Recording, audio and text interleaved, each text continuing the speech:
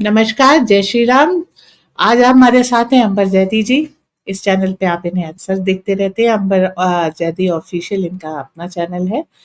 अंबर जी, आपका बहुत बहुत स्वागत है। नमस्कार। नमस्कार, बहुत-बहुत धन्यवाद। आ, आज हम बात करते हैं आपके साथ बंगाल की, जहां पर वक्फ को लेकर के बड़े बड़े दावे हो रहे हैं कि एक्ट आपने सेंटर में बना लिया है लेकिन स्टेट में नहीं लगेगा, और वो 16 तारीख को इमामों के साथ बैठक करने जा रही हैं। क्या कुछ है इसमें, क्या कुछ हो रहा है, क्या कुछ हो सकता है? जी। देखिए, मंजरी जी, वक़्त को लेकर पूरे देश में शांति है, सिवाय उन राज्यों के जहाँ पर भारतीय जनता पार्टी की सरकार नहीं है। उसके पीछे का मकसद, उसके पीछे का कारण यही है कि इस पर राजनीति की जा रही है, क्योंकि हम सब जानते हैं कि बिहार और बंगाल में चुनाव नज़दीक हैं और वक़्त के ऊपर ममता दीदी भर भर के राजनीति करती हुई नज़र आ रही हैं। और क्योंकि हम सब जानते हैं कि जिस तरह से बंगाल की राजनीति है और मुसलमानों का जिस तरह से और जिस स्तर का तुष्टिकरण ममता दीदी करती हैं, तो ऐसे में वक़्फ से बड़ा मौका उनको मिल नहीं सकता। तो जो कुछ नॉन बीजेपी स्टेट्स हैं, वहाँ पर आपको ये तमाशा देखने के लिए नज़र आ रहा है। उसके पीछे का सबसे बड़ा कारण है कि वहाँ पे चुनाव भी हैं और राजनीतिकरण इसका किया जा रहा है। तो राजनीतिकरण किस तरह से जाएगा? क्योंकि कुछ खबरें आ रही हैं कि बंगाल में पुलिस वालों को दौड़ा करके ये लोग मार रहे हैं। तो राजनीति में कितनी अराजकता स्वीकार की जाएगी और किसके आगे ब्रेक लगाया जाएगा? और इस तरह की अगर किसी को एक बने हुए कानून की या अपोज करने की आप मौका देते हैं तो भविष्य क्या होगा? मतलब फिर पार्लियामेंट कानून बनाना छोड़ दे, क्योंकि आधे राज्य नहीं मानेंगे, कभी सुप्रीम कोर्ट नहीं मानेगा, कभी उनके ऊपर केस कर दिया जाएगा, तो फिर पार्लियामेंट के होने का फ़ायदा क्या है? जी।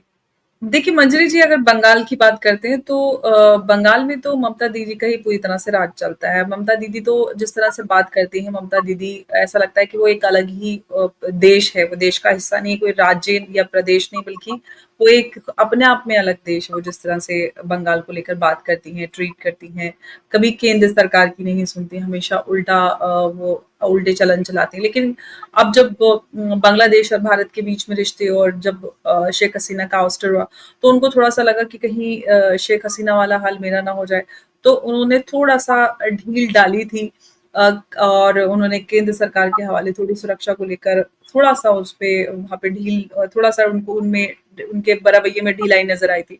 लेकिन अगर हम पूरी तरह से देखते हैं, तो बंगाल का तो ये इतिहास रहा है जब से ममता दीदी सरकार में हैं। वो चाहे पोस्ट पोल वायलेंस की बात करें, आपने देखा है कि बीजेपी कार्यकर्ता हैं, उनकी हत्याएँ, रेप, महिलाओं के और जो वोटर्स हैं उनके साथ किस हद तक वहाँ पर हिंसा होती है। तो ये तो इतिहास रहा है, वहाँ पर कितनी सारी घटनाएँ जो बड़ी-बड़ी चर्चा में रही हैं, लेकिन बावजूद उसके कुछ नहीं हो पाता। और अब देखिए लोकसभा चुनाव से पहले भी कई सारी ऐसी घटनाएँ हुई जिसकी वजह से ममता दीदी की सरकार पर और उनकी पार्टी पर कई सारे सवाल उठाए गए, लेकिन ममता दीदी उन उन पर इस इन सारी चीज़ों का असर नहीं होता, क्योंकि वो इस हद तक तुष्टिकरण करती हैं कि इन सारे मुद्दों का उनकी राजनीति पर, उनकी वोट बैंक पर असर नहीं पड़ता है।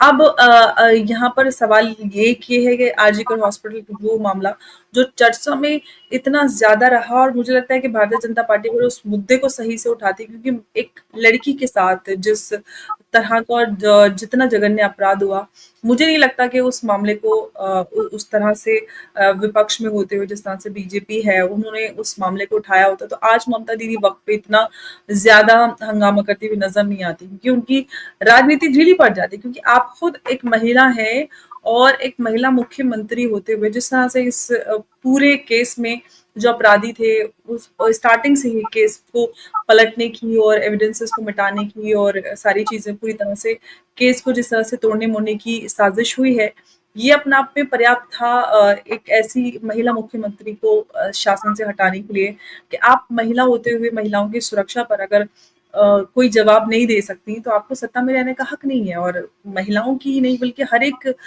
जो भी वहाँ का नागरिक है, उसकी सुरक्षा स्टेट की ज़िम्मेदारी होती है, और स्टेट अगर इन सारी चीज़ों पर भी राजनीति करती है, खुली राजनीति, केसेस के क्या-क्या वर्डिक्ट आ रहे हैं, तो ये अपने आप में दुर्भाग्यपूर्ण है।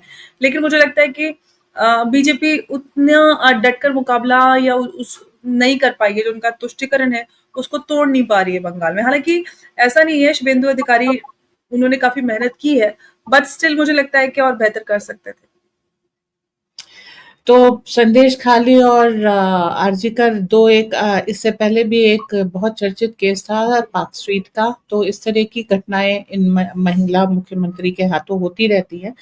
परंतु अब जो देखने वाली बात यह है कि काफी हद तक ये सुनने को आ रहा था कि बांग्लादेशी मुसलमानों के कारण जो वहाँ बंगाल के अपने मुसलमान हैं वो काफ़ी परेशानी में हैं, क्योंकि बांग्लादेशी मुसलमान जो लूट-पाट या कभी कुछ अराजक घटनाएँ करते हैं उसका जो आफ्टर इफ़ेक्ट है, खामियाज़ा है, वो बंगाल के मुसलमानों को भी भरना पड़ता है।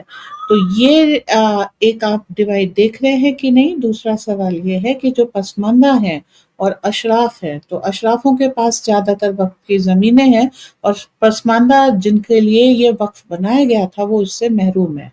तो क्या पसमानदा अपने हकों के लिए खड़े होंगे और क्या बंगाली मुसलमान बांग्लादेशियों को जो है अपने हक के लिए टक्कर देंगे? जी। देखिए, जो स्थिति अभी वेस्ट बंगाल में है, लोगों के पास शिक्षा नहीं है, लोगों के पास रोज़गार नहीं है और ऊपर से आप लाकर वोट बैंक के लिए इल्लीगल इस तरह से तरीके से घुसपैठ करवाते हैं लोगों को सिर्फ़ वोट बैंक बनाने के लिए। तो ये कहीं न कहीं वो लोग जब स्टार्टिंग में तो बड़ा अच्छा लगता है कि यार ठीक है वोट बैंक हो रहा है। लेकिन वो जो स्थानीय लोग हैं, उनके अधिकारों पर आकर वो कब्ज़ा करते हैं क्योंकि वो तो वहीं के हैं, उनको तो इतना ज़्यादा उनको अपीज़ करने की आवश्यकता होती नहीं है। जो लोग बाहर से आए हुए होते हैं, उनके आधार कार्ड भी बनवा रहे हैं, उनको घर भी दे रहे हैं, उनको ज़मीन भी दे रहे हैं, उनको नौकरियाँ भी दे रहे हैं, उनको पूरी तरह से रिहैबिलिटेट करवा रहे हैं, बसा रहे हैं। और जो गुंडागर्दी और जितने भी अपराधी गतिविधियां होती हैं उसमें वो लोग शामिल होते हैं। तो ऐसे में फिर समस्या पूरी सुरक्षा तंत्र पर आती है, साथ ही साथ जो लोग स्थानीय हैं उनको भी समस्या होती है कि भाई ये लोग कौन आ गए हैं। अचानक से भीड़ बढ़ने लग जा रही है, पता ही नहीं चल रहा है कि कौन कब आ रहा है, कहाँ से आ रहा है। तो ये पूरा तंत्र चल रहा है, सिस्टमेटिक वे में घुसपैठ कराई जा रही है, वोट बैंक को बनाने के लिए सब किया गया। लेकिन ये ही ममता दीदी के लिए एक बहुत बड़ी समस्या बन सकती है और वैसा लग भी रहा है जिस तरह से वेस्ट बंगाल के हालात हैं। अगर आप देखिए शेख हसीना जिन्होंने बांग्लादेश के लिए काफ़ी काम किया और जो भी बांग्लादेश में इकोनॉमी को लेकर जो भी थोड़ा बहुत स्टेबिलिटी आई थी, वो शेख हसीना की वजह से थी और उन्होंने जिस तरह की उन्होंने उन्होंने फॉरेन पॉलिसी अपनाई थी भारत के साथ या अन्य देशों के साथ, जिसके बलबूते बांग्लादेश कोई लोग एग्जाम्पल दे पाते थे कि देखिए पाकिस्तान से ही निकल के बांग्लादेश बना था, आज पाकिस्तान कहाँ है, बांग्लादेश को देखिए। तो अब वो सामने नज़र आता है कि अब वहाँ पर इतना कुछ करने के बाद अगर शेख हसीना को वो लोग इस हद तक अपमानित कर कर देश से निकाल सकते हैं, तो ममता दीदी तो क्या चीज़ हैं? तो ममता दीदी से तो उनका वैसे भी कोई ऐसा कोई नाता नहीं है, धार्मिक कोई कनेक्शन भी नहीं है। तो ममता दीदी को वो दिन याद रखना चाहिए जो शेख हसीना के साथ हुआ। तो इल्लीगल घुसपैठ उनके लिए बहुत बड़ी समस्या बन सकती है। लेकिन वक़्त को लेकर अगर हम बात करते हैं, तो वक़्फ़ को लेकर सबसे पहले तो जो आम गरीब मुसलमान या पासमानदा मुसलमान की बात करते हैं, तो उनके बीच इतनी ज़्यादा अवेयरनेस और जानकारी नहीं थी कि आखिर वक़्फ़ का क्या मकसद है, किस उद्देश्य से वक़्फ़ किया जाता है। मीडिया में जब डिबेट स्टार्ट हुई तो लोगों को पता चला कि वक़्फ़ क्या है और किस लिए है और क्या हुआ इस पूरे वक़्फ़ के नाम पर। तो मीडिया और टीवी के माध्यम से आज लोगों के बीच में जानकारी है, अब लोग अपने अधिकार की माँग कर रहे हैं कि हमें इसका फ़ायदा मिलना चाहिए, सरकार हमें फ़ायदा दे और उनको ये भी समझ में आ रहा है कि किस तरह से जो मौलाना वर्ग रहा उसने गरीब मुसलमान के नाम पर राजनीति की और राजनीतिक फ़ायदा उठाया और गरीब मुसलमान को कुछ नहीं मिला। तो ये सारी चीज़ें अब साफ़ हो रही हैं जिसकी वज़ह से जो भारतीय राजनीति है, उसमें हम एक शिफ्ट भी देख रहे हैं। लोग ख़ासतौर से जो पसमानदा मुसलमान हैं, वो इन जो रिवायती राजनीतिक पार्टियाँ रही हैं, जो मुसलमानों के नाम पे राजनीति करती आई हैं, उनसे दूरी बनाते हुए नज़र आ रहे हैं और उस तरफ जा रहे हैं, जो मुसलमानों के लिए सही मायने में बिना तुष्टिकरण के काम करें। अब उसमें चाहे कोई प्रदेश का कोई दल हो सकता है या कोई अगर हम भारतीय जनता पार्टी की बात करते हैं, तो उधर भी पसमानदा मुसलमानों का काफ़ी झुकाव नज़र आ रहा है।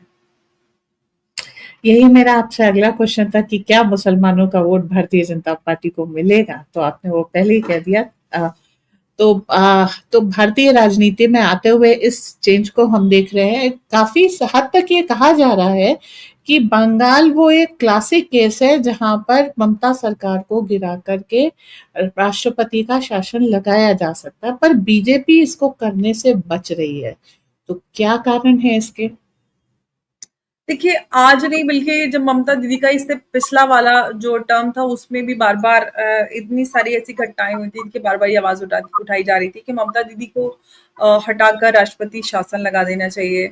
अब जिस हद तक हिंसा हमने वेस्ट बंगाल में देखी है, उसके आधार पर तो राष्ट्रपति शासन लगना बहुत ज़रूरी है और ममता दीदी किसी की सुनती नहीं है और पूरी तरह से एक गुंडा राज चलाती है। तो ऐसे में बड़ा ज़रूरी हो जाता है केंद्र सरकार की ज़िम्मेदारी होती है कि आप सभी प्रदेशों में जो व्यवस्था है, सुरक्षा है, वो मेंटेन की जाए और कहीं पे भी कोई भी इस तरह का हिंसा हो रही है, इस तरह की घटनाएँ हो रही हैं, तो आप उसको कंट्रोल करें और जहाँ पे भी राष्ट्रपति की शासन लगने की आवश्यकता है, तो राष्ट्रपति शासन लगाना चाहिए। लेकिन मुझे लगता है कि ममता दीदी जो काम कर रही हैं, वो जिस डगर पे वो चल रही हैं, तो मुझे लगता है कि वो अपने आप ही अपना अंत खुद कर लेंगी क्योंकि जितना तुष्टिकरण वो कर रही हैं अब वो दिन दूर नहीं है कि बंगाल में पूरी तरह से हिंसा में नजर आएगी क्योंकि जिस तरह से वक्फ के नाम पर एक टेस्ट किया जा रहा है ना वो बहुत खतरनाक हो सकता है और ममता दीदी को लग रहा है कि इस तरह से लोगों को वक्फ के नाम पर भड़काकर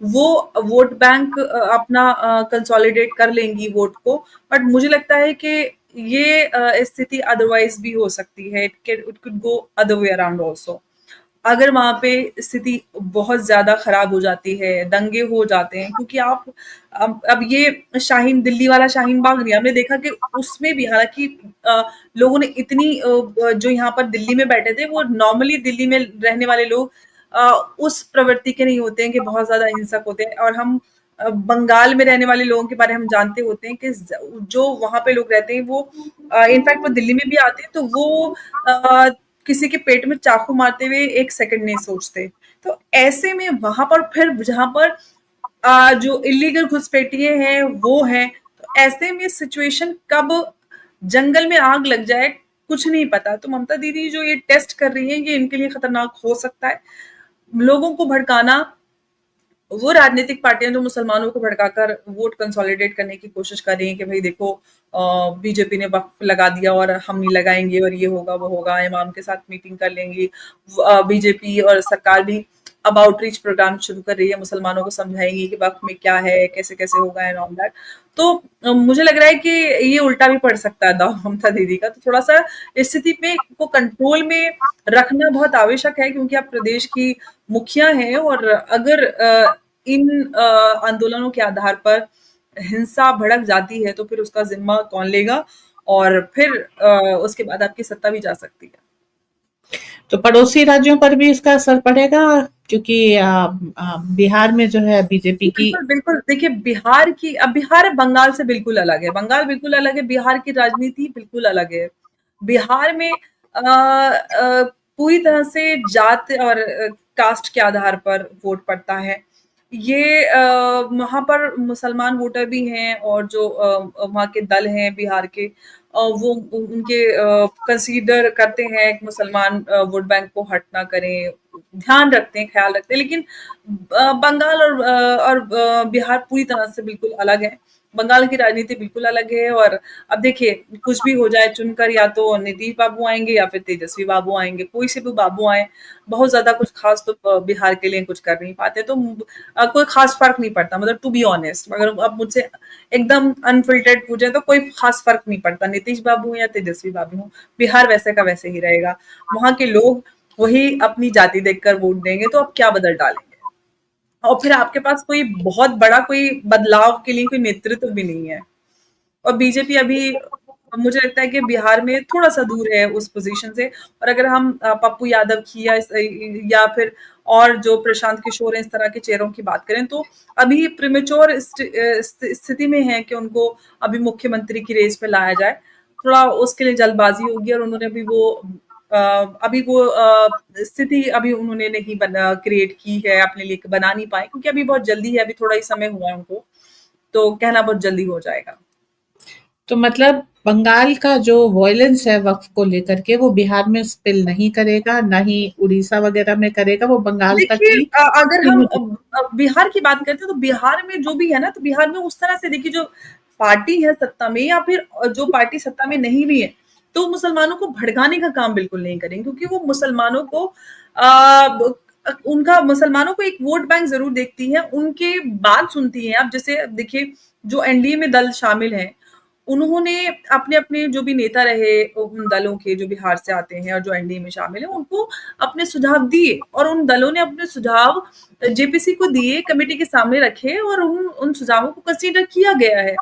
और ऐसे में अब उनके नेता भी हैं, तो वो भी इस तरह की कोई बकवासबाज़ी, बयानबाज़ी नहीं करते हैं कि वो भी बहुत सोच समझकर जो भी पब्लिक में बात रखते हैं, तो बहुत सोच समझकर करते हैं। तो बंगाल में तो सॉरी बिहार में थोड़ी जो नेता है वो थोड़ा नपी-तुली बात करते हैं और फिर नपी-तुली बात तो कर ही लेते हैं, फिर उसके बाद जो रहता है मेन तो जो मूल है वो यही है जाति। आप कौन जात, हम कौन जात, तो आप जो हमारी जात तो हम आपको वोट देंगे, बाकी चाहे आप कुछ भी कर लीजिए। और अगर आप नहीं देते हैं तो फिर घूस भी दिए जाते हैं, तो वहाँ पे जाति बहुत अहम हो जाती है। तो वहाँ पे यही सब ज़्यादा चलता है। तो मतलब बंगाल में स्पेशली जो विदेशी बांग्लादेशी आए हैं वहां पर वो उनकी मदद से काफी हद तक वक्त के ऊपर दंगा भड़काया जा सकता है। और ये बिल्कुल, ममता दीदी के लिए बहुत बड़ा टेस्ट केस होगा क्योंकि बाजी पलट भी सकती है। अति हर जगह वर्जित होनी चाहिए। कहते भी हैं अति सर्वत्र वर्जित, जो अतिशय कुछ हो जाता है उसी को विष कहते हैं। तो बिल्कुल। ये विषपान ममता जी कितनी अच्छी तरीके से देख कर पाएंगी ये हम भविष्य में देखेंगे। अंबर जी, थैंक यू वेरी मच। आपने अपने हमारे साथ हमारे दर्शकों के साथ इतना सुंदर इंसाइट शेयर किया। जय सिया राम।